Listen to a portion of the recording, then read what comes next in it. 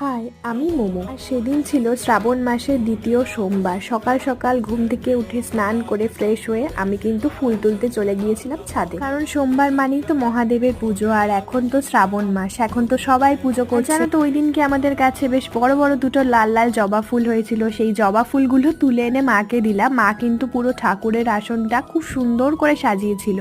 প্রত্যেক দিনই মা এরকম সাজিয়ে গুছিয়েই পুজো দেয়। তারপরে আমিও আমার পুজো শুরু করে দিলাম। শ্রাবণ মাসটায় যে কোনো একটা সোমবারে মন্দির দর্শন করতে হয়, এটা কিন্তু আমি প্রত্যেক বছরই করি। আমাদের বাড়ির সামনে যে কালী মন্দির আছে সেখানে গিয়ে আমি শিব ঠাকুরের পুজো দিয়ে আসি। কিন্তু এই বছরই শুধুমাত্র আমি যাব না, কারণ গত ডিসেম্বরে আমার ফুলপিসি এক্সপায়ার করেছে। তো তাই জন্য একটা বছর আমরা কোনো মন্দিরে পুজো দিচ্ছি না। তো এই বছরে আমরা শ্রাবণ মাসের পরপর 4টে সোমবার নিষ্ঠা ভরে বাড়িতেই কিন্তু মহাদেবের পুজো করব। আর দেখো, তোমাদের সাথে কথা বলতে বলতে কিন্তু আমার পুজো দেওয়া কমপ্লিট হয়ে গেল। আর সেই দিন কিন্তু আমি সারাদিন ফল আর সাবু এগুলো খেয়েই ছিলাম।